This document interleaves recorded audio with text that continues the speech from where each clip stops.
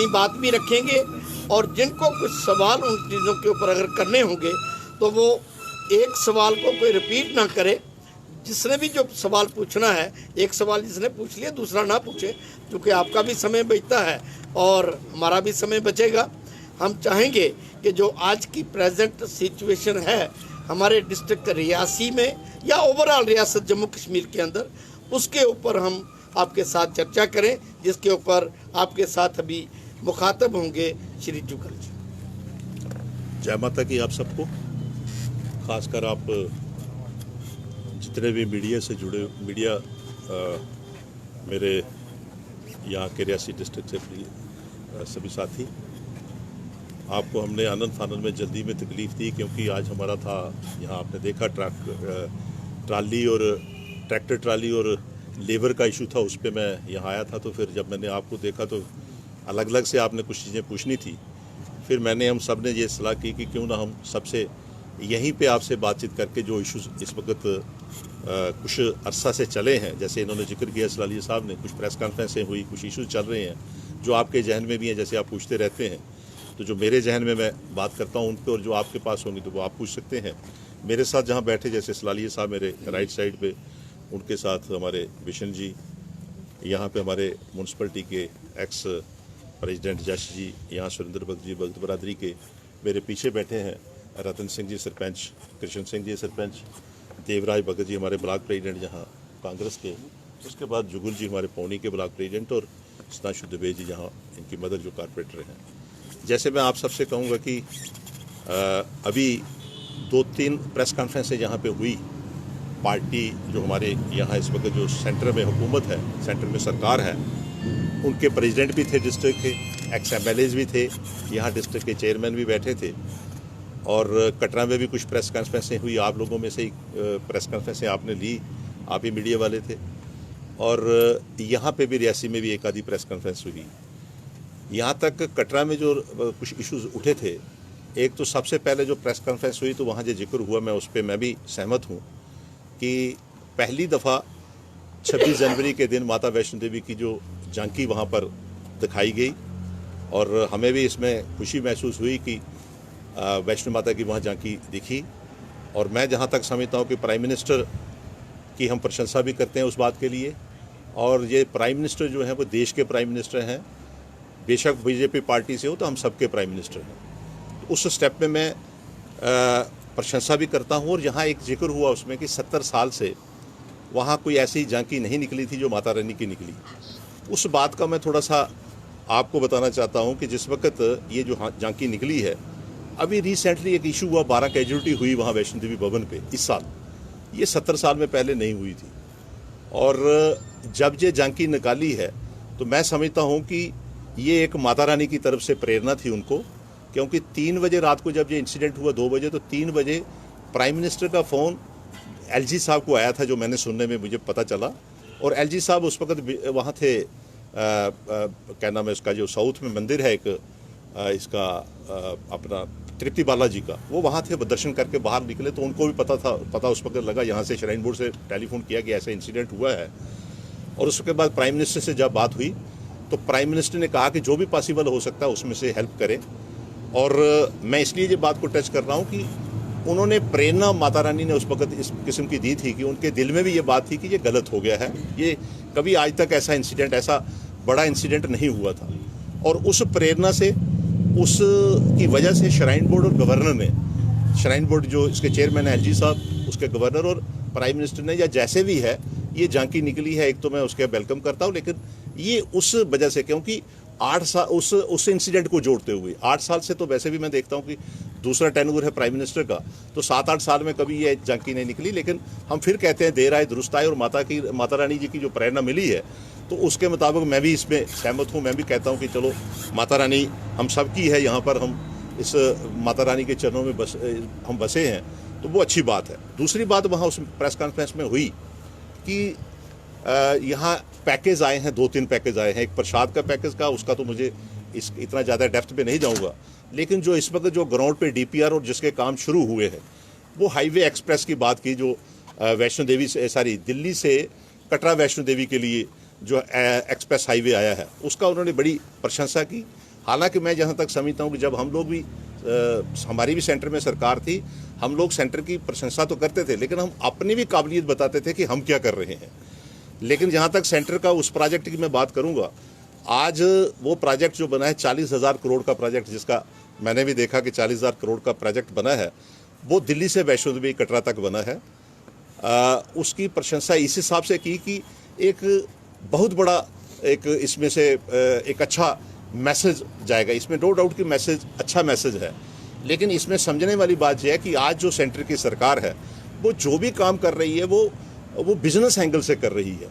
अगर आप उसमें नेट में निकाल कर देखेंगे तो उसमें 660 किलोमीटर का वो 670 किलोमीटर का वो रोड बन रही है दिल्ली से कटरा के लिए, और उस रोड के अंदर 21 टोल प्लाजा है। इसी तरीके से रेस्टोरेंट वगैरह भी एक कम्प्लेक्स बनाए हैं, जिससे कि जो आदमी चलेगा वहाँ 100-200 किलोमीटर गाड़ी पे आएगा तो वहाँ 100-200 किलोमीटर के बाद वहाँ पर पूरा रिफ्रेश होने के लिए उसके लिए रेस्टोरेंट या दूसरा तीसरा, ये सारा कमर्शलाइज एंगल से है। और इसी तरीके से जब 21 टोल प्लाजा बनेंगे, हम सब लोग ऑलरेडी रियासी डिस्ट्रिक्ट के लोग एक टोल प्लाजा से ऑलरेडी परेशान हैं, और उस परेशानी से हम लोग भी अपने आप को ओपन कर पा रहे हैं कि जब हमने जम्मू जाना है तो 150-200 रुपये हमारी गाड़ी का खर्च होता है, 200 या जो भी उसका रेट है। आज अगर 21 टोल मतलब हो गया कि हर 35 किलोमीटर के बाद जो यात्री वैष्णो देवी के लिए आएगा उसके लिए ये सुविधा प्रोवाइड की गई है कि हर 35-40 किलोमीटर के बाद उसको टोल प्लाजा मिलेगा, और उसने जो भी उसका टैक्स होगा वो उसको देगा। तो मैं यहाँ तक समझता हूँ कि जितने टोल प्लाजा जिस वक्त उसकी कैलकुलेशन करेंगे, 40,000 करोड़ रुपए जो इन्वेस्ट कर रहे हैं, जैसे आज इस टोल प्लाजा का जब आप NH1 से पूछेंगे, वो कहते हैं ये टोल प्लाजा इसलिए लगा कि हम रोड हम बनाकर दे रहे हैं उसकी हम कास्ट निकाल रहे हैं। इसी तरीके से जो सरकार आज ये जो प्रोजेक्ट बना रहे हैं, प्रोजेक्ट अच्छा है, इसके हम वेलकम करते हैं, लेकिन जो टोल प्लाजा बीच में रख रहे हैं तो इसमें मैं समझता हूँ कि इससे तो सीधा है कि वो कमर्शियल एंगल से उसको ले रहे हैं। हालांकि यहाँ पर मैं तो पार्क का भी इन्होंने जिक्र किया, एक पार्क जो बनेगी वो भी कमर्शियल एंगल से, लेकिन उसका भी DPR वगैरह प्रोजेक्ट बन रहे हैं, उसमें विषय में नहीं बोलूँगा। यहाँ तक प्रसाद की आपने बात की, प्रसाद वहाँ सुना मैंने, प्रसाद प्रोजेक्ट जो आया 50 करोड़ आएगा, उसकी भी बड़ी स्टोरी कहानियाँ बड़ी लंबी स्टोरी सुनाई है, लेकिन अभी तक वो भी नॉलेज नहीं है, पता नहीं कि भाई क्या क्या प्रोजेक्ट, क्या क्या DPR बनी है, क्या क्या इसमें एक्शन है। मैं समझता हूँ कि अगर कटरा के हित के लिए, कुछ यात्री के हित के लिए, वहाँ के लोगों के लिए कोई प्रोजेक्ट बने, कम से कम लोगों को पूछकर होना चाहिए, वहाँ के लोगों को पूछकर होना चाहिए, वो प्रसाद का प्रोजेक्ट बने, वो लोग कहें, वो जहाँ कहें। हालांकि उससे पहले भी एक प्रोजेक्ट 2014 में सेक्शन हुआ था, उसका मुझे अब नाम याद नहीं है, कौन पता नहीं कौन सा प्रोजेक्ट शुरू हुआ था आईकॉन पर। उस प्रोजेक्ट में भी उन्होंने बहुत सी शेखी मारी थी कि हम ये प्रोजेक्ट ला रहे हैं और इसमें कटरा के अंदर बहुत सी डेवलपमेंट और बहुत सी ऐसी चीज़ें होंगी। तो मैं यहाँ तक उन दो इश्यूज़ को तो मैं एक साइड पे रखता हूँ, लेकिन जो एक्सप्रेस हाईवे जो बन रहा है वो एक कमर्शियल एंगल से बन रहा है, और उसमें अगर उसको एक्सप्रेस हाईवे बनाने से या बाकी जो इश्यूज़ उन्होंने बताए हैं, वो कोई कहे कि भाई अपनी मुट्ठी खोल कर रखो, बहुत डेवलपमेंट होगी, दिल बड़ा रखो, ये मुट्ठी नहीं है जो जेब खाली होगी इससे। तो इन सब बातों से जो मैंने 1-2 इशू सुने हैं, इस तरीके से अभी जैसे डिलिमिटेशन का उसके विषय में आप पूछ सकते हैं कि क्या है क्या नहीं है, लेकिन डिलिमिटेशन की जो प्रतिक्रिया हुई है उसमें हम भी शामिल हुए थे। हमने भी कहा कि कहाँ कौन सी कॉन्स्टिट्यूंसी किस ढंग से बननी चाहिए, हमने भी, क्योंकि हम रिप्रेजेंट कर रहे थे पुरानी रियासी कॉन्स्टिट्यूंसी को, और हमारी डिस्ट्रिक्ट के कुछ बोर्ड तो उधमपुर में चले गए, कुछ रामबन में चले गए। हमने उस विषय में भी कुछ बातें कही थी जो हमारा था कि भाई किस ढंग से बननी है। उस वक्त हमने भी कहा था कि अगर वैष्णो देवी कॉन्स्टिट्यूंसी बनती है हमें कोई इतराज नहीं, लेकिन किस ढंग से बननी है वो प्रॉपरली अच्छे ढंग से होना चाहिए। उसमें मैं समझता हूँ कि जो कॉन्स्टिट्यूंसी बनी है वो अच्छी माता रानी जी के नाम पे बनी। हालांकि ये पार्टी वो कह रही है, पिछले दिनों राहुल जी जिस वक्त आए थे तो उस वक्त अगर कहीं चन्नपादका में वो पोलिंग स्टेशन था तो उस पर ऐतराज किया था कि यहाँ पर कांग्रेस का झंडा क्यों है। लेकिन आज खुशी की बात है, चलो देर आए या दुरुस्त आए, वो कहते हैं नहीं, माता के नाम के साथ साथ पार्टियों के झंडे भी लगने चाहिए, चाहे वो बीजेपी का झंडा लगे चाहे कांग्रेस का झंडा लगे। ये उन्होंने एक्सेप्ट कर लिया कि कॉन्स्टिट्यूंसी का नाम रखे, तो हम भी खुश हैं कि हमारी चलो ऑलरेडी भावना इसके साथ जुड़ी हुई थी। दूसरा, जहाँ तक जो कॉन्स्टिट्यूंसी बनी है उसमें भी पिक एंड चूज स्टाइल हुआ है। मैं उसमें डेप्थ पे नहीं जाऊंगा, लेकिन मैं इतना कहूंगा कि इसमें अगर हम ये कहें कि मैं अगर कटरा कहूं तो कटरे को फायदा है, कटरा को फायदा, नो डाउट कि जो काम करने वाला आदमी होगा वो अपने काम की बड़ाई बताए कि मैं काम क्या कर सकता हूं। मैं भी MLA रहा हूं, बहुत से MLA यहाँ रहे हैं, वो ये कहें कि हमने क्या क्या काम किए हैं। जैसे कटरा की कॉन्स्टिट्यूंसी की बात कर रहे थे तो वो कहते थे कि वहाँ सुनने में आया, ये अल्फाज भी वहाँ सुनने मैंने कि कटरा की तरक्की होगी और कटरा के MLA कटरा का होगा। हालांकि ये कॉन्स्टिट्यूंसी जो बनी है ये वहाँ से पैंथल से दूसरी तरफ से लेकर, इसमें पैंथल तहसील भी है, कटरा तहसील भी है और भुमाग तहसील भी है। इन 3 तहसीलों में से पॉलिटिकल आदमी कोई भी इलेक्शन लड़ सकता है, उसमें कोई ऐसा नहीं है कि कट रहा। हाँ, लोग कह सकते हैं कि हमने किसको चुनना है, वो आदमी देखकर, कैंडिडेट देखकर उसमें हो सकता है। उस बात को मैंने इसलिए टच किया कि लोगों को अगर कोई चीज़ जानी चाहिए, मैसेज जाना चाहिए, लेकिन इस ढंग से जाना चाहिए कि कम से कम उनको, लोगों को पता लगे कि लोग बेवकूफ़ ना समझे अपने आप को कि ये हमें क्या बात कह रहे हैं। हम वैष्णो देवी की कॉन्स्टिट्यूंसी का वेलकम करते हैं, हम कह रहे हैं कि अच्छी बात है, उसके नाम पे बनी है। तो इसी तरीके से यहाँ कॉन्स्टिट्यूंसी का जो बनना है, मैं समझता हूँ कि डिलिमिटेशन के अंदर अभी तो बनी नहीं है। एक उसमें जो रिपोर्ट्स आई है, हालांकि आपने मेरी प्रेस कॉन्फ्रेंस में पहले भी देखी होगी, मेरे पास कई दफ़ा रिकॉर्ड भी ऐसा है कि जी अभी एक्सरसाइज हो रही थी तो इन्होंने पहले ही मार के करवा दी। खाली रियासी का नहीं है, कटरा का नहीं, बहुत सी जगहों में ऐसा रियासत के अंदर जो डिलिमिटेशन हुआ है, बाकायदा वहाँ बता दिया था कि कौन कौन सी कॉन्स्टिट्यूंसी किस तरीके से करती है। उस वक्त हमने कहा था ये इलेक्शन कमीशन जो बना है ये डेमोक्रेटिक कंट्री है, इसमें तो जमहूरियत तरीके से हर एक की आवाज़ सुननी चाहिए और फिर बनना चाहिए। लेकिन हमें ये था कि जिस वक्त पहले ही इन्होंने सारी चीज़ें बताई थी, हम समझते हैं कि ये वन साइडेड इलेक्शन कमीशन का रोल है, उसको हम अच्छा नहीं समझते। और दूसरा हम समझते हैं कि रियासत जम्मू कश्मीर के अंदर जो अभी डिलिमिटेशन में जो पार्लियामेंट का जिक्र हुआ है वो बिल्कुल निंदनीय है, गलत है। हमारी जो पार्लियामेंट हल्का थी उधमपुर कठुआ और जो कॉन्स्टिट्यूंसी थी वो अच्छी कॉन्स्टिट्यूंसी थी, और उसके बाद अगर हमें जम्मू के साथ जोड़ा गया है, वो मैं कहता हूँ कि वो अब उसमें लोग क्या कहते हैं अलग चीज़ है, लेकिन मैं कहता हूँ कि हमारी जो रिमोट एरिया की जो कॉन्स्टिट्यूंसी वो ज़्यादा अच्छी थी। हम लोग रिमोट एरिया से है, जिस वक्त जम्मू में जाएंगे हमें डिफ़िकल्टीज आएगी। लेकिन इसके साथ साथ मैं एक बात और कहूँगा, पार्लियामेंट का जो जिक्र मैं कर ही रहा हूँ, तो यहाँ ये जो जिन्होंने कहा था कि हम लोग जैसे जम्मू रीजन और श्रीनगर रीजन की बात है, आज रजौरी और पुंछ, खासकर रजौरी के अंदर जो वहाँ पर रजौरी और पुंछ की जो कॉन्स्टिट्यूंसी हैं उनको उठाकर जो जिस ढंग से वहाँ अनंतनाग में डाला गया है, वो मैं समझता हूँ कि वो कोई फैसला ठीक नहीं है। उसका मेरे ख्याल रजौरी में आप किसी को पूछेंगे, पुंछ के लोगों को पूछेंगे या नौशहरा के लोगों को पूछेंगे, वो एक गलत तरीके से की गई है। और जहाँ तक इसका है सेंटर बनी और कालाकोट जो नई कॉन्स्टिट्यूंसी उसमें प्रपोज की गई है, जो इलेक्शन कमीशन ने जो अपने जो इनके जो मेंबर्स हैं उनको जो सबमिट की कागज़ ऑब्जेक्शन के लिए, उसमें हम भी बाद में ऑब्जेक्शन देंगे, आप वो सुने या ना सुने, कुछ चीज़ें हम भी कहेंगे। तो उसमें मैं समझता हूँ कि जो अनंतनाग के साथ जोड़ा गया है वो, उसमें मैं सहमत नहीं हूँ, वो गलत तरीके से जोड़ा गया है। तो इस तरीके से मैं समझता हूँ कि ये हमारा आज का जो इशू था, उस इशू को हमने उस ढंग से आपके दरमियान रखा है। तो मैं हमने जो साथियों ने सबने सोचा कि ये जो 2 प्रतिक्रियाएं जो जिस वक्त हमने प्रेस कॉन्फ्रेंस देखी, तो हमने भी सोचा कि इन बातों पे हम जिक्र करें। तो अगर कोई आपने इसके अलावा कोई चीज़ पूछनी है। आपने कहा है कि दिल्ली से लेकर कटरा तक एक नेशनल हाईवे रोड बनाया जा रहा है, 20 से अधिक वहाँ पे टोल टैक्स लगाए जाएंगे, तो क्या मान के चलें कि बात में अक्सर कहते हैं कि अगर अच्छे रोड होंगे तो आपको टैक्स तो देना पड़ेगा। 6 घंटे का सफ़र दिल्ली से कटरा तक होगा, तो ऐसे में ये मान के चले कि जो लोग जल्दी पहुंचेंगे उनका समय बचेगा तो पैसे तो देने पड़ेंगे। जहाँ एक तरफ आप कहते हैं कि लोगों को पैसा लूटा जाएगा, वहाँ बीजेपी कहते हैं कि अच्छे रोड होंगे तो टैक्स तो देना ही पड़ेगा। नहीं, बीजेपी अगर कहती है तो फिर एक्सेप्ट करना चाहिए। जैसे जहाँ पर सभी चलाते हैं कि टोल क्यों है, बन प्लाजा टोल क्यों है, 3 साल से 4 साल से आप लोग मीडिया वाले सभी कहते हैं। लेकिन मैं ये कह रहा हूँ कि बढ़ाई उसकी लेनी चाहिए कि रोड बने और रोड में टोल टैक्स ना हो। ये ऐसा शुरू किया है कि भाई हम डेवलपमेंट कर रहे हैं, लेकिन कर किससे रहे हैं, ये लोगों के जेब से निकल रहा है। जैसे आप देखते हैं कि जो इसमें प्रोसीजर है रोड बनाने का, उसमें जब हम गाड़ी लेते हैं ऑलरेडी उसमें से टैक्स ले लेते हैं। डीजल हम लेते हैं, रोड टैक्स वो पहले ले लेते हैं। ऑलरेडी दुनिया भर के टैक्स हम रोड बनाने के लिए पहले ले लेते हैं। ये एक सुविधा हम एडिशन कर, लेकिन सुविधा सरकार नहीं कर रही है। उसका मैं सिर्फ कहने का मतलब ये करें, ये जो गवर्नमेंट अपने ढंग से करती है, लेकिन उसका प्रचार जिस वक्त हम करते हैं तो हम कह रहे हैं कि हम ये डेवलपमेंट कर रहे हैं, वो नहीं है। ये भी बताएं लोगों को, जैसे मैंने पहले ही कहा कि ये भी बताएं कि हम जो टोल लेकर हम आपके जेब से आपको सुविधा दे रहे हैं। सरकार सरकार की बढ़ाई तो नहीं करें कि सरकार कर रही है। सरकार तो हमारे पैसों के ऊपर नजर रखी है और हमारे से पैसे निकालकर फिर रोड बना रही है। जुगल जी, आप पहले कटरा को रियासी के साथ ही रखने की मांग कर रहे थे, क्या अब आप संतुष्ट हैं, सेटिस्फाइड हैं कि अलग कॉन्स्टिट्यूंसी बनाई गई, ज़्यादा खुश हैं, या फिर आप चाहते थे कि रियासी के साथ ही कटरा को रहना चाहिए? देखिए, ऐसा है कि जहाँ तक मैंने पहले ही कहा कि असम्बली बनी है, मैं तो उसके लिए कहता हूँ कि अच्छी बात है, लेकिन मैं एज ए कटरा नहीं कह रहा हूँ। जो मैं पहले रिप्रेजेंटेटिव यहाँ पर एमएलए रहा हूँ, मैं रियासी कॉन्स्टिट्यूंसी का एमएलए था। रियासी में कटरा भी थी, पौनी भी थी, बुमाग भी था, मोंगरी भी थी, पंचैरी भी थी और कटरा भी था। तो जब मैंने कॉन्स्टिट्यूंसी में जो प्रपोजल दिए हैं, मैंने बुमाग कॉन्स्टिट्यूंसी के लिए भी कहा था उस मेमोरेंडम के अंदर, और फिर मैंने रियासी को मैंने कहा था कि जैसी कॉन्स्टिट्यूंसी है उसी तरीके से रहने दो।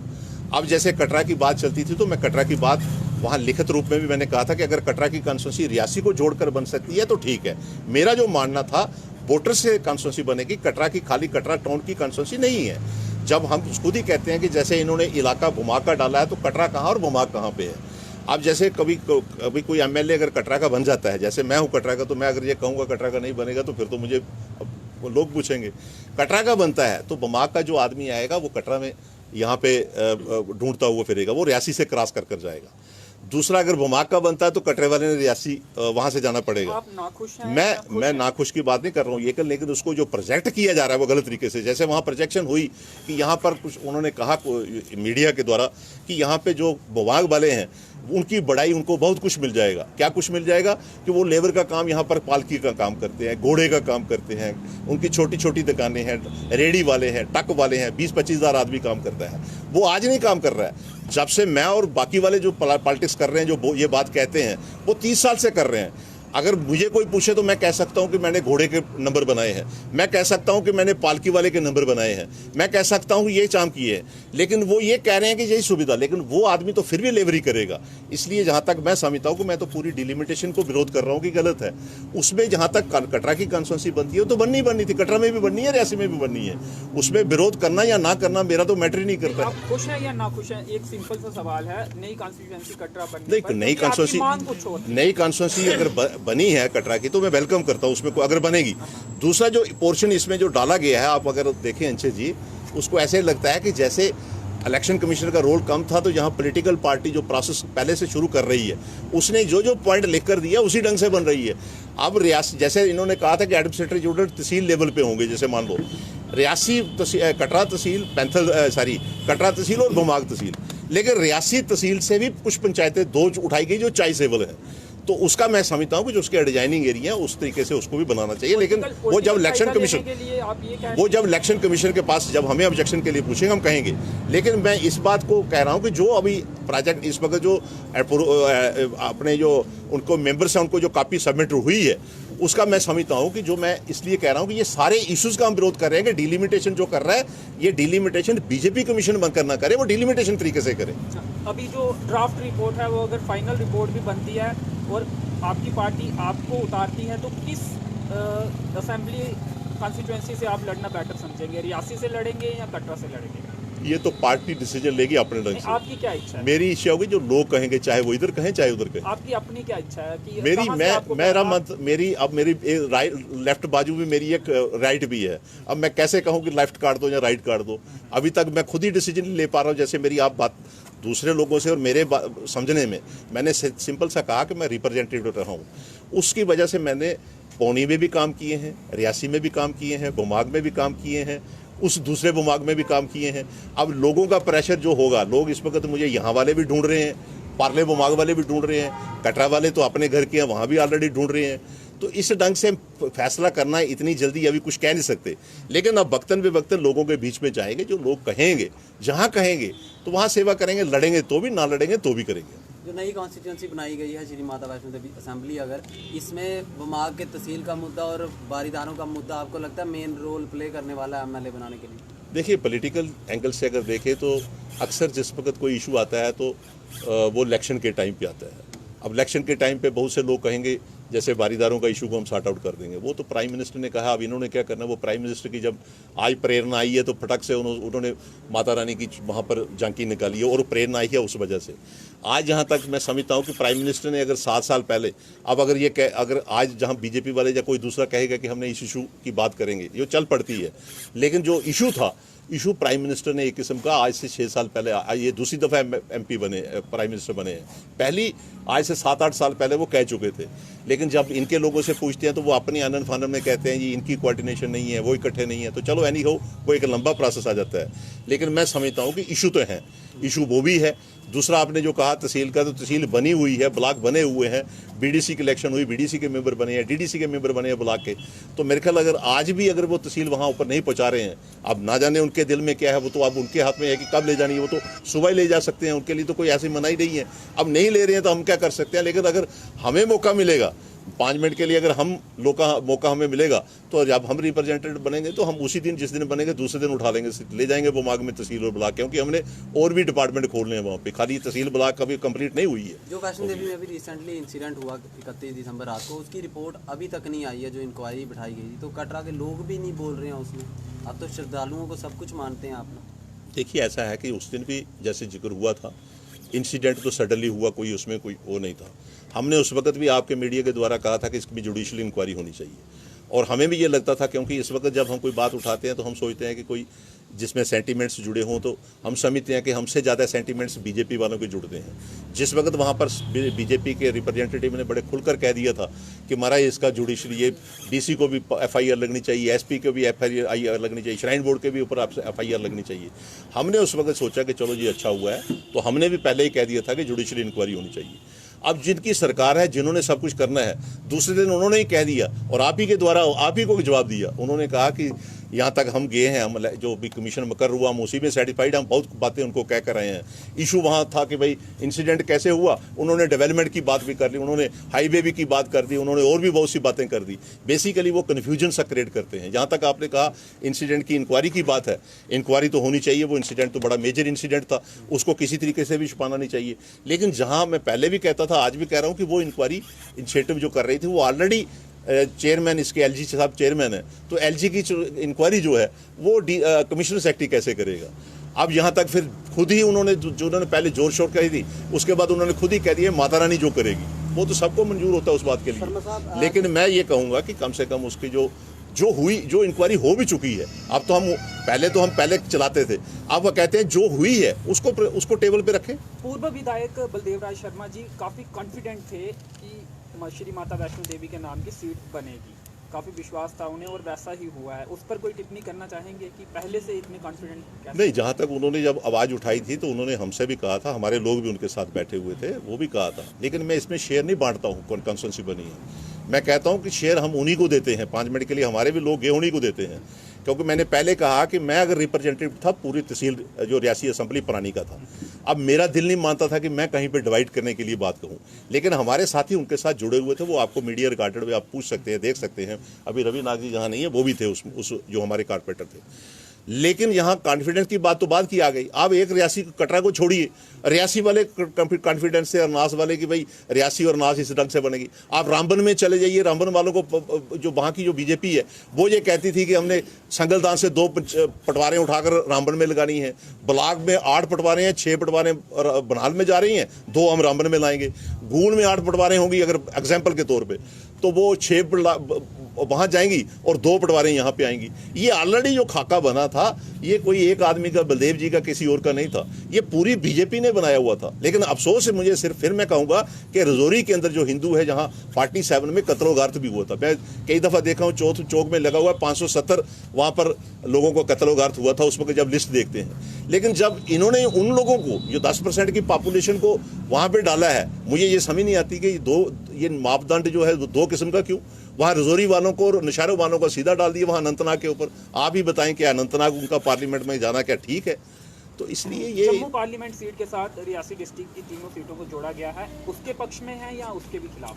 देखो, मैं चाहता हूं कि अगर यहाँ पे पुरानी जो पुरानी पार्लियामेंट हल्का था वो ठीक था, उसमें हमें कोई वो नहीं थी। ये ठीक है कि अगर MP कोई काम नहीं कर पाया हो या MP को वो क्या वजह है, तो उस ढंग से तो हम ठीक थे। अब यहाँ बड़े शहर में वहाँ ऑलरेडी वहाँ शहर में अगर जाएंगे तो यहाँ की रिप्रेजेंटेशन या यहाँ पर जो हम वोटर जो हमारा वोट कास्ट करेगा उसको दिक्कत आएगी उस ढंग से। लेकिन जो हमारा पार्लियामेंट का जो पुराना एरिया था, सारे छोटे छोटे शहर थे, इसमें डोडा है, किश्तवाड़ है, रामबन है, उधमपुर है, कठुआ है, ये हम एक दूसरे से मिल बैठकर अपनी अपनी डेवलपमेंट का हिस्सा ले सकते थे, बात कर सकते थे। इसमें डिफिकल्टी आई। जो नई अभी कॉन्स्टिट्यूंसी जो रिपोर्ट में बताया जा रहा है, पेश की गई है श्री माता वैष्णो देवी असेंबली, सबसे छोटी कॉन्स्टिट्यूंसी से बताया जा रहा है जम्मू कश्मीर की। आपको ये नहीं लगता कि इसमें रियासी के साथ जो है वो गलत हो गया? अरनास का एरिया, कैंठी का एरिया, ठाकरा कोट का एरिया, जो एरिया गूल अरनास कॉन्स्टिट्यूंसी का था, वो भी रियासी कॉन्स्टिट्यूंसी एक बड़ी कॉन्स्टिट्यूंसी बना दी, फार फ्लंग एरियाज भी इसमें ही डाल दिए और कटरा छोटी सी कॉन्स्टिट्यूंसी बना दी। नहीं, अब मैंने पहले ही कहा आपको कि कॉन्स्टिट्यूंसी जो बनी है मैं उसका वेलकम करता हूँ, जो बनाई है। ये नहीं कि वालों को छोड़ के जा रहे हो मैं नहीं जा रहा हूँ, आप मत चिंता करो मैं कहाँ जा रहा हूँ। अभी तो मैंने पहले ही कहा कि मैंने कहाँ जाना कहाँ नहीं जाना वो बात के बात करेंगे। अभी कॉन्स्टिट्यूंसी बननी है, अभी हमने भी ऑब्जेक्शंस देने हैं कि इसको दुरुस्त किया जाए, जो इलाका कुछ रह गया है उसको डाला जाए, आगे वो माने या ना माने। अभी हो सकता है मैं ये भी कहूँ कि रियासी और अभी ये फाइनल रिपोर्ट नहीं है, मैं ये भी कह सकता हूँ कि कटरा और रियासी को करो, बमाक को आप रियासी के दूसरे के साथ जोड़ सकते हो। तो ये बात की बातें हैं, लेकिन ये दुरुस्त बात है कि जो कॉन्स्टिट्यूंसी बनी है अभी उसमें जो वोट डाले गए हैं, जैसे मैं देख रहा था कोटली बिजाना के 4000 उन्होंने डाला हुआ है, वो कटरा तहसील का पोर्शन है, रियासी में डाला हुआ है। जो कोटली बिजाना वहाँ लिखा है, कोटली बिजाना तो कटरा तहसील का है, वो रियासी का नहीं है। और जो 73,000 की सेंसस के मुताबिक पॉपुलेशन काउंट कर रहे हैं, तो वो उसको भी पोर्शन को डाला हुआ है। जो मैंने पूरा इसको स्टडी नहीं किया, पढ़ा नहीं है, क्योंकि मैं अब तो आज सीधा वहाँ बाहर से आ रहा हूँ दिल्ली से, तो मैंने इसको नेट में ही पढ़ा है, उसको डेप्थ में देख लेते हैं। हमारी कोशिश ये रहेगी कि रियासी और कटरा होना चाहिए कटरा, मैं आज भी कह रहा हूँ। अब अगर बन जाएगी कटरा बमाक, तो मैंने बमाक को थोड़ा नाराज करना है, वो बन जाएगी तो बात की बात आ जाएगी। जिस तरह से डिलिमिटेशन की रिपोर्ट जो है सांसदों को सौंपी गई है, उसके बाद जनता के समक्ष रखा जाएगा, और उसमें हम कहेंगे, उसमें हम राहुल जी वाली बात कहेंगे कि रियासी और कटरा की बनाओ अच्छी है। जनता से पूछा जाएगा। तो क्या मान के चलें कि सारा प्रोसीजर इलेक्शन को डिले करने का चल रहा है कि जम्मू कश्मीर में जल्दी इलेक्शन ना हो, जो बाकी 5 राज्यों में इलेक्शन है उसका रिजल्ट देखा जाए, इसको कहीं ना कहीं इलेक्शन से जोड़ा जा रहा है कि इलेक्शन डिले की जाए जम्मू कश्मीर में?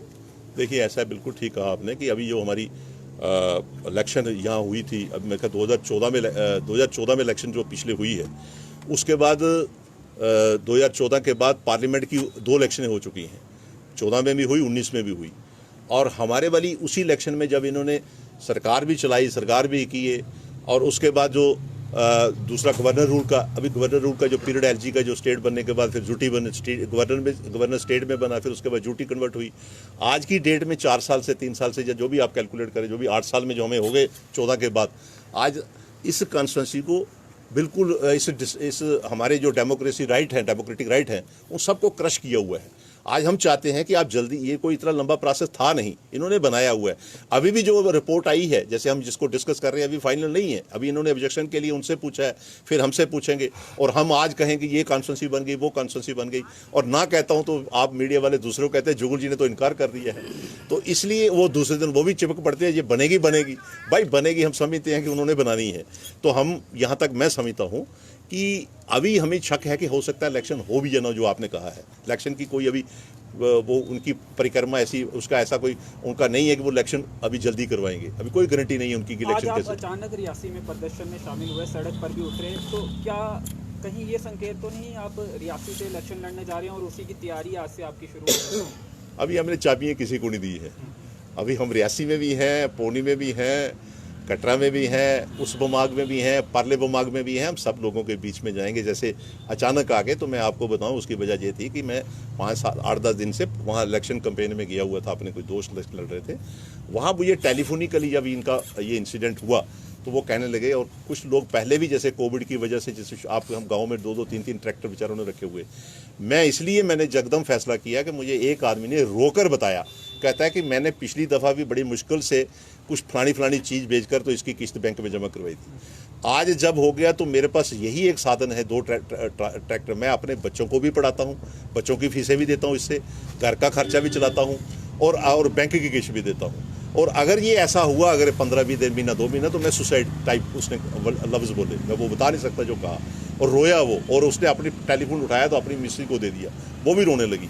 फिर मैंने उस वक्त कहा सबको, मैंने कहा, जब मुझे और भी बहुत से टेलीफोन आए थे कि भाई 10 आदमी आए, 20 आए, 50 आए, वहाँ इसके लिए जैसे आपने देखा ट्रैक्टर ट्राली और लेबर के लिए जो इश्यूज़ था, उसको हमने एडमिनिस्ट्रेशन को कहा कि आप इसको वर्कआउट कर लीजिए, अच्छे ढंग से कर लीजिए, जिसमें ये गहमा गहमी ना रहे और लूट खसूट ना रहे। उसमें मैंने ये भी कहा प्रदर्शन के दौरान कि जो ब्लॉक वाले हैं, माइनिंग ब्लॉक वाले, उन्हें माइनिंग माफिया कहा जाता है, अधिक रेट वो ले रहे हैं। क्या आप मानते हैं, आपको मालूम है कि अधिक रेट वहाँ से लिए जा रहे हैं, और अगर लिए जा रहे हैं तो फिर माफिया ना कहा जाए तो क्या शब्द उनके? नहीं अंशुल जी, ऐसा है कि बेसिकली यहाँ जिस वक्त टेंडर प्रोसेस हुआ तो हम तो पहले उसके खिलाफ थे कि टेंडर प्रोसेस जो टेंडरिंग हुई है, जो भी सिस्टम है वो गलत था पूरी स्टेट में। और जब स्टेट के बाद ड्यूटी बन गई तो ये धांधली तो ज़्यादा शुरू हो गई, बहुत सी चीज़ें जो हैं ऑलरेडी उसी ढंग से सेल हो गई हैं, तो ये चलता रहेगा। जो आप बात कह रहे हैं, ये तो इस किस्म के इशू आ गया कि खुद ही ज़्यादा लिए जा रहे हैं। नहीं, इसके लिए नहीं कह रहा हूँ मैं, जो बाकी इशू आ रहे हैं, जैसे यहाँ बाइन आ गई है, या यहाँ पे बाकी चीज़ें, जो यहाँ पर सारा बिजनेस जो है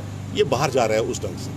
अब जब टेंडर पड़े हैं, उन टेंडर के अंदर अगर ये जितने टेंडर पड़े थे 31 के करीब, जो भी आपके पास फिगर्स है, इसमें हार्डली 2 या 3 आदमी जो लोकल टेंडर्स लिए थे। अब जब 2-3 आदमी ने टेंडर लिए हैं तो उन्होंने जब शुरुआत करनी थी तो 10 तो प्रॉब्लमें थी यहाँ पे ऑलरेडी। अब उस वक्त एडमिनिस्ट्रेशन ने रेट फिक्स किए थे ऑलरेडी। रेट फिक्स करने के बाद फिर उसमें जो कमियाँ पेशियाँ नज़र आने लगी वो उसको देखा है। दूसरा, जब इन्होंने रेट फिक्स किए हैं, आज जो दिक्कत आ रही है, अब जैसे ब्लॉक किसी को दे दिया, मैं ब्लॉक की पैरवाई नहीं करूंगा कि ब्लॉक में क्या कर रहे हैं क्या नहीं, वो एडमिनिस्ट्रेशन जाने कि अगर उसको ब्लॉक अलाट हुआ है किस प्रोसीजर से उसने सेल करना, किससे नहीं करना है। लेकिन जहाँ 3 एजेंसियाँ कंबाइंड है, अगर आप भी इसको डीपली देखेंगे, एक तो टेंडर लेने वाला, एक वहाँ माल भरने वाला, एक सरकार तो मेजर पार्ट है इसमें से 50% शेयर तो उसका है, वो तो सीधा ही रॉयल्टी ले जाती है और जीएसटी ले जाती है।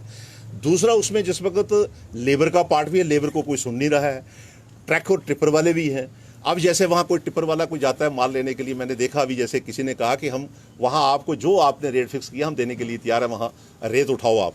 लेकिन वो कहता है कि रेत भरने के लिए लेबर आप अपने पास से ले आओ, क्योंकि मैं इस लेबर में आपको नहीं भर कर दे सकता है। तो उसमें लेबर भी कुछ ली जा रही है और टिपर वाला भी परेशान है, और उसमें जो क्या नाम है इसका लाठी है, वो जो टेंडरी हैं वो भी परेशान है। इस सारा सबका अगर देखा जाए तो एडमिनिस्ट्रेशन ने तीनों चारों चीज़ों को जो जल्दबाजी में आनंद फानने में, यहाँ वजह क्या हुई है कि जहाँ जिस वक्त मूवमेंट चली इन चीज़ों की, तो उन्होंने सीधा कैमरा, कोई भी आ जाता है, एडमिनिस्ट्रेशन का चीफ सेक्रेटरी आता है, डिवीजन कमीशन आता है, कोई आता है, तो सबका फोकस यही चला जाता है कि यहाँ पर लूट खसुट है, यहाँ पे है। हम कहते हैं कि इसमें जो जो कमी है उसको दुरुस्त कैसे करना है, इससे तो नहीं होगा ना। जैसे अगर कोई आदमी लेबर वहाँ पूरी देंगे नहीं तो वो कैसे काम चलेगा उसमें। अब जैसे मैंने सिंपल एक बात कही है कि इन्होंने लेबर का रेट उसमें रखा हुआ है 1.5 रुपया फुट का। अब 1.5 रुपया फुट अगर लेबर का भराई का रखा हुआ है, हम कहते हैं कि एक ट्राली और एक टिप्पर उतार दो, यहाँ लोकल वर्कर दिखा दो, कोई आदमी नहीं भरा जाता है। तो फिर अगर हम जबरदस्ती कहें नहीं जी एडमिनिस्ट्रेशन ने ये रेट दिया हुआ है, अब आप देखो जितनी इंडस्ट्रियाँ लगती हैं वहाँ रेट फिक्स होते हैं, एमआरपी में, मेडिसिन में होते हैं, दवाई में होते हैं, ये डिस्ट्रिक्ट एडमिनिस्ट्रेशन का वो भी कंट्रोल है। लेकिन वहाँ वही 30%, 20%, 25% पे लेस पे भी जाता है। तो उसमें हम कहें कि क्यों रेट ऐसा रखा हुआ है। ये बिजनेस एंगल एक पास एक साइड आ जाता है, दूसरी साइड आ जाता है एडमिनिस्ट्रेशन। एडमिनिस्ट्रेशन ने दोनों चीज़ों को पूछना चाहिए, दोनों तीनों को पूछकर फिर फैसला करना चाहिए। यानी आप ये कह रहे हैं रेट रिवाइज होने चाहिए। मैं रिवाइज के लिए नहीं कह रहा हूँ, मैं कह रहा हूँ कि इसका सोल्यूशन निकलना चाहिए। अगर हो सकता है मेरी बात से कहीं पे ये पता चल जाए कि ट्रेड रिवाइज हो जाते हैं, बढ़ जाते हैं, वो तो एडमिनिस्ट्रेशन ने देखना है भाई किस तरीके से कर रहे हैं। तो इसमें बड़ी ऐसी खामी है, उसमें मैं कहूँ कुछ बातें तो वो अच्छी नहीं लगती, क्योंकि इसमें इन्वॉल्वमेंट ट्रांसपोर्टर की भी है, इसकी भी है, क्या नाम है इसका, इसकी लेबर की भी है और ट्राली की भी है। अभी जैसे मान लो अभी एक और प्रॉब्लम आपके बीच में आ रही है जिसका जहाँ जिक्र हो रहा था, मैं उसको टच नहीं करना चाहता था। अब इन्होंने फैसला कर दिया कि पंचायत के अंदर नक्शे पास होंगे तो मकान बनाएगा। उसमें आपने देखा सरपंच भी उसमें इन्वॉल्व किया है, मेंबर सेक्रेटरी भी इन्वॉल्व किया और पटवारी भी सेल किया है। अब इनके लिए भी समाधान हो गया। कोई आदमी शिकायत करता है जनाब मुझे रेत नहीं मिल रहा, ठेकेदार दे रहा है, बजरी नहीं दे रहा है, तो भाई अब जिस पर नक्शा उसका पास होगा पंचायत में, कैसे रोक सकता है उसको, भेजे उसको। लेकिन इस वक्त जो शोर डाल रहा है वो टिप्पर वाला, ट्रैक्टर वाला, वो जब माल उठाता है तो वो दूसरी जगह जाकर उसमें करता है। इसमें बड़ा कन्फ्यूजन है, मैं उस डेप्थ में नहीं जाना चाहता, लेकिन मैं समझता हूँ। क्या डीसी रियासी से मुलाकात हो गई है या अभी मुलाकात नहीं, अभी उन्होंने कहा कि हम बुला लेंगे, उनकी आज मीटिंग थी, आज नहीं बुलाएंगे कल सही, क्योंकि ये एक जैसे जो, तो अगर बात नहीं बनी तो क्या, वो हमने कहा आपको, वो आपको वहाँ जितने थे, मैं भी था वहाँ, मजदूर किसान के लीडर्स भी थे, मुंशी राम सलालिया जी थे और भी बहुत से लोग थे, वो हमने कहा, क्योंकि अब उन गरीब बेचारों को थोड़े अंदर घर पे रखने हैं ट्रैक्टर उन्होंने। अब मुझे बताओ 2000-2500 ट्रैक्टर है आपको, और हो सकता है ज़्यादा हो, और रियासी में, पौड़ी में, कटरा में, हम तो ये आसपास का गिन रहे हैं, पूरी डिस्ट्रिक्ट का नहीं गिन रहे हैं। कोई भी काम है ट्रैक्टर के बिना नहीं चल सकता है। आज जैसे मैंने 100 फुट मुझे माल चाहिए, अब मुझे बताओ 100 फुट माल के लिए मैं ट्रैक्टर भेजूँ या टिप्पर भेजूँ, और टिप्पर जब जाएगा 100 फुट माल तो लाएगा नहीं, वो जब भरेगा 1800 रुपये तो सरकार का सीधा रॉयल्टी है, तो 1800 तो पहले मैंने उसको देना है, मुझे जरूरत है 100 फुट के लिए। और इसी तरीके से अगर मैं देखूँ रेलवे के जितने काम कर रहे हैं, अगर नहीं करते भी 100-200 वहाँ ट्रैक्टर चल रहा है, टनल के अंदर टिप्पर थोड़े जा सकता है, वहाँ ट्रैक्टर जा रहा है। तो ये काम ट्रैक्टर जो ट्राली है ये भी एक पार्ट है उसका। अब एडमिनिस्ट्रेशन ने उसको किस तरीके ढंग से चलाना है, वो एडमिनिस्ट्रेशन का काम है। तो उस तरीके से किस तरीके से इसको यूटिलाइज करना है। श्री माता वैष्णो देवी कॉन्स्टिट्यूएंसी जो प्रपोज हुई, उसके बाद कल बलदेवराज शर्मा जी ने कहा कि अब समय आ चुका है बारीदारों के लिए कि वो हमारे साथ टेबल पे बैठें ताकि हम उनका समाधान कर सकें उनकी प्रॉब्लम का। और उन्होंने ये भी कहा कि हमारे प्रधानमंत्री ने उनसे वादा किया था और अब समय आ चुका है टेबल पे बैठने का। देखिए ऐसा है कि बड़ी अच्छी बात कही आप, मेरी और उनकी लड़ाई लगवाओगे, मैं बारंबार आपको कहता हूँ। लेकिन एक बात मैंने पहले ही कह दी है कि जब प्रधानमंत्री ने 2014 की इलेक्शन में, जब असेंबली की इलेक्शन हुई, वे प्रधानमंत्री थे, 2014 की इलेक्शन में वो खुद कर चले गए हैं। अब जो बीजेपी की स्टेज थी वो बारीदारों की स्टेज नहीं थी। बीजेपी की स्टेज में 2014 से लेकर 2019 तक वो प्राइम मिनिस्टर भी रहे।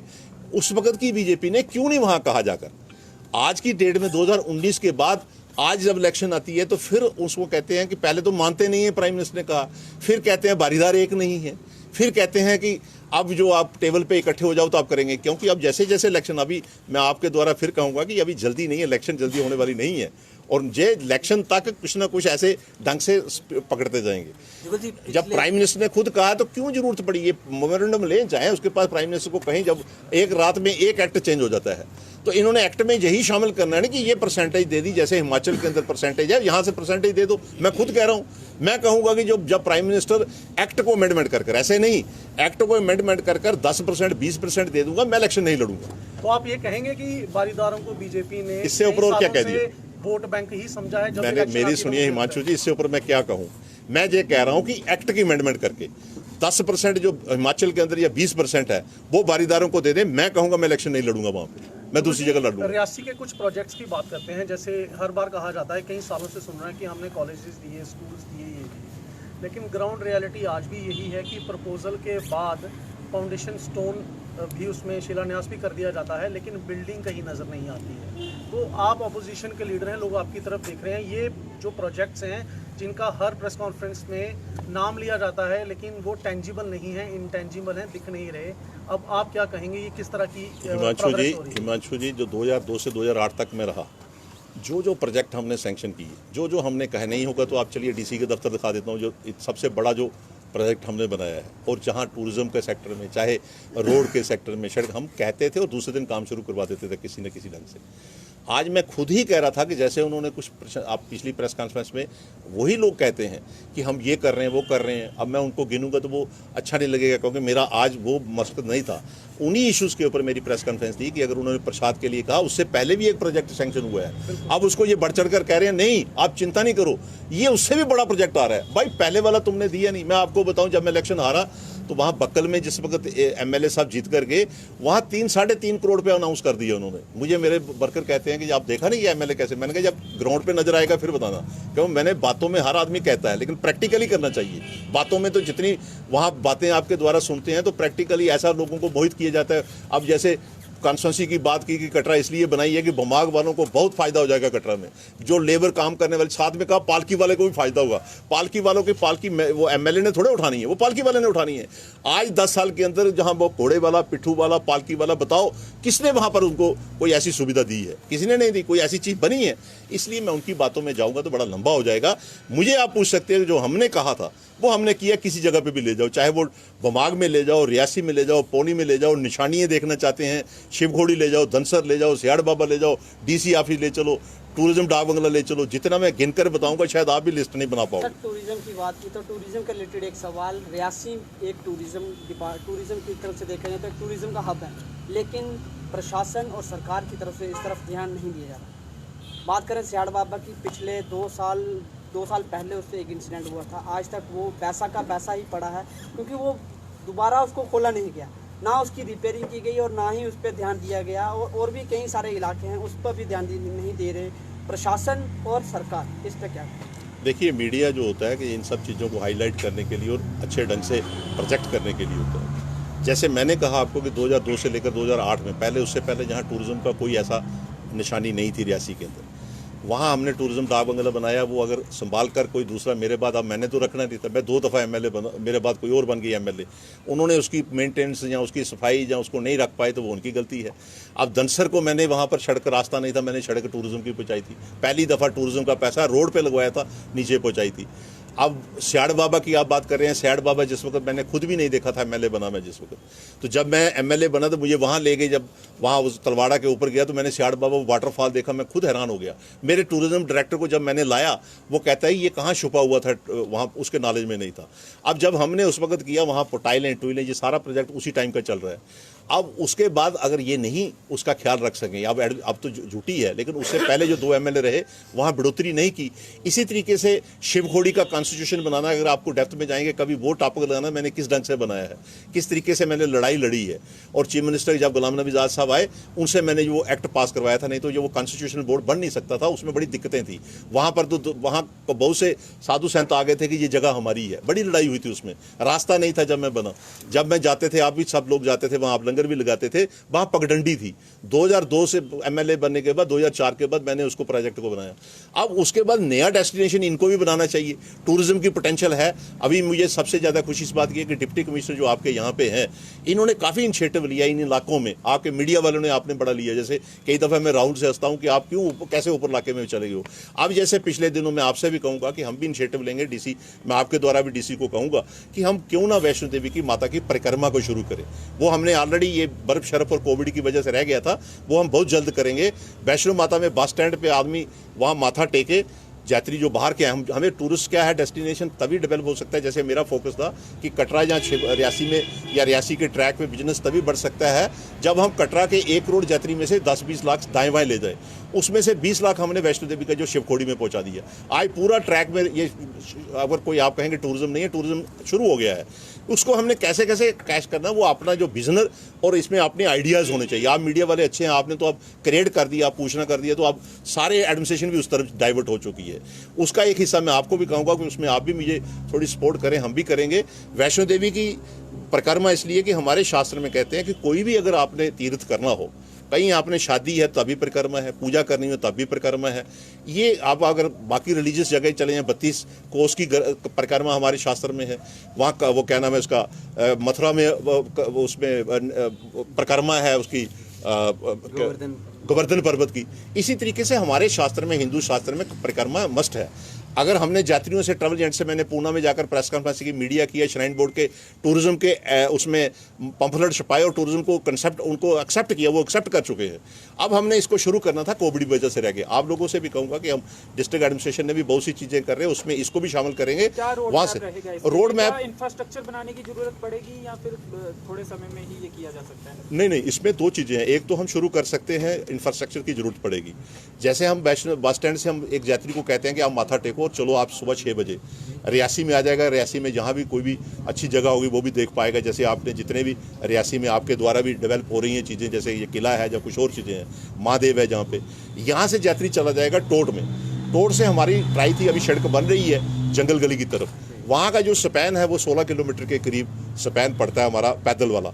उसमें हम घोड़ी वाले को भी बैठाएंगे, पालकी वाले को भी रखेंगे वहाँ पे। जिसने घोड़ा चाहिए घोड़ा ले, पालकी ले पालकी ले।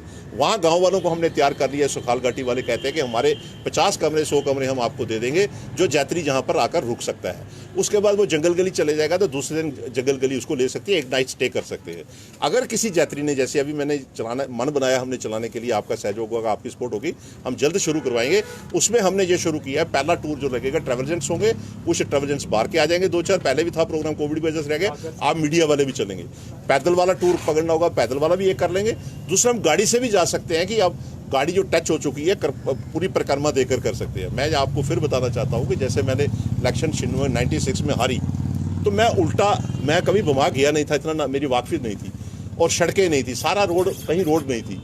तो मैं दूसरी तरफ से आया तो मुझे एक दिल में, जब हार गया तो मुझे दिल में वहम हो गया कि हो सकता है मैंने माता रानी को उल्टी परिक्रमा दी हो। आप बिलीव नहीं करेंगे, मैं इलेक्शन हारने के बाद 96 में इलेक्शन हारी, 1998 में मैं यहाँ से पैदल गया। उस वक्त ये यहाँ से चढ़ा ज्योतिपुरम से बक्कल के लिए, ये पूरा रास्ता पैदल था, ये तो सड़कें उस वक्त। फिर मैंने आकर हमारे टाइम पे, अब मैं कहूँ कि मैंने बनाई तो कोई मानेगा नहीं, आप रिकॉर्ड देखो।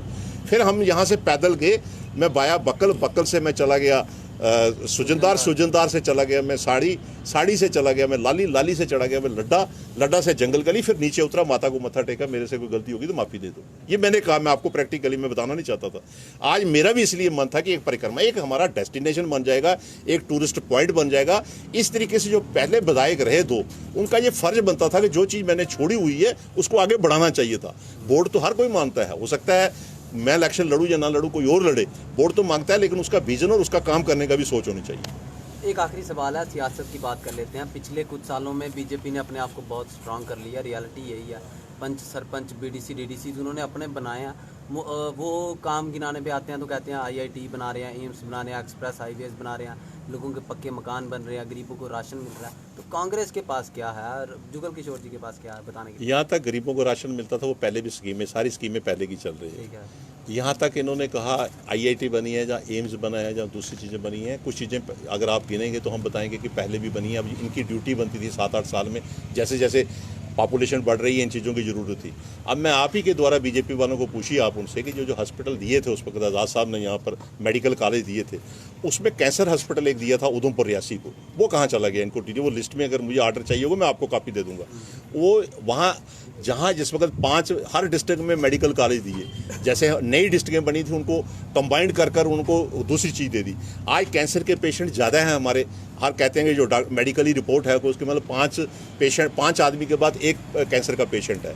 तो उस एंगल से उस वक्त 2 मेडिकल कैंसर हॉस्पिटल आए थे, एक रियासी उधमपुर के लिए आया था, तो शायद एक दूसरी जगह के लिए, मुझे इतना आपने पूछा तो मैं बता दूं, रियासी और उधमपुर वाला मेडिकल कॉलेज का वो कैंसर हॉस्पिटल कहाँ चला गया है? जहाँ तक IIT या IIM है, ये हमारे टाइम पे हमने प्रोटेस्ट, सेंट्रल यूनिवर्सिटी हमारे टाइम पे बनी थी। तो ठीक है, अब उनको टाइम मिला है, वो भी अपनी बताएं वहाँ पे, लेकिन जो लोगों को दिया जा रहा है, लोगों को राशन दिया जा रहा है, यहाँ हमारे टाइम पे तो यहाँ 40 पैसे 8 आने किलो आटा भी दिए। तो अब उन चीज़ों को नहीं गिनती, अब वो कर रहे हैं, वो अपनी बढ़ाई बताएं।